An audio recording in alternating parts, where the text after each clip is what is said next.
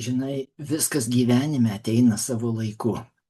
Savo laiku atėjo man ir labai stiprus suvokimas ir vidinis patyrimas, kad sunkiausios, giliausios emocijos žmogaus gyvenime, jos yra ne vienalytės.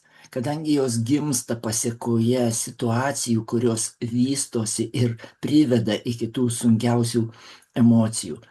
Kažkas įvyksta, po to dar kažkas dar prisideda, dar žodis, dar žvilgsnis, dar veiksmas kažkoks. Ir tai kraunasi. Ir kiekviename etape yra kažkokia sava emocija, turinti savą atspalvį.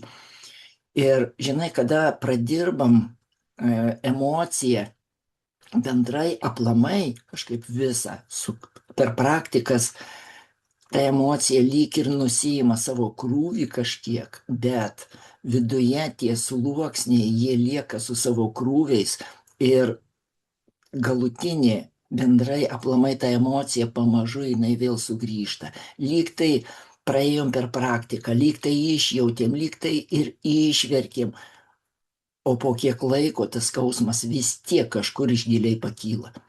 Taigi kiekviena emocija turi sluoksnius ir jeigu mes nepradirbsim tų sluoksnių, tų atskirų niuansų šitos emocijos, tų skirtingų sluoksnių emocijų, mes neprieisim iki visiškos ramybės.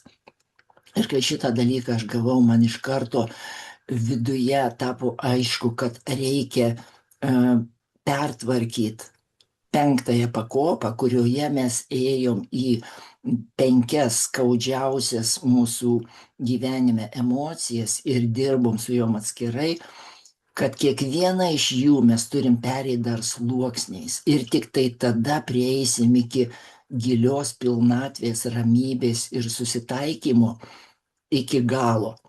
Tam reikia nuėmus tuos sluoksnius prieiti iki paties šaltinio, iki ramybės, pusiausvyros ir pilnatvės šaltinio.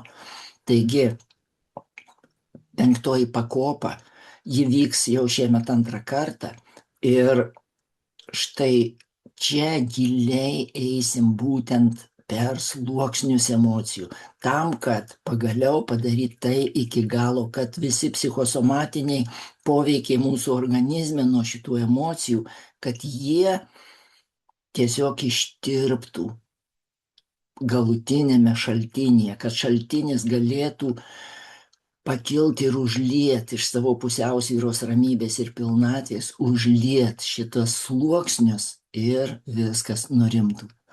Taigi, 5 pakopa atveria visiškai naujas galimybės.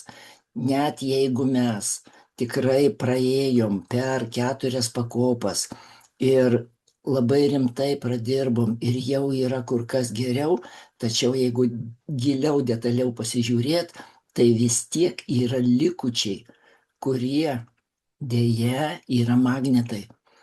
Taip, jeigu dominuoja ramybė, pamažu kompensuojasi tai, bet galbūt verta iš tikrųjų pradirbti iki pat dugno viską tam, kad galėtum atsivert laisvai ir negalvot apie tai, kad kažką tai dar reikia pataisyti. Tai štai, ko aš linkiu jums kiekvienam, kad suvoktumėt šitą principą ir ryžtumėtės žengt gilyn ir iki pat dugno, pilnai išsivalyti. Tai netgi tie, kurie buvę jau 5 pakopoje, tikrai gali ir tikrai nuoširdžiai rekomenduoju pereiti būtent šitą atnaujintą procesą tam, kad pajaus tą besąlyginę vidinę pilnatvę. Ačiū Jums, kad tai išgirdot. Tikiuosi, kad tai padės Jums priimti lemiančius gyvenime sprendimus.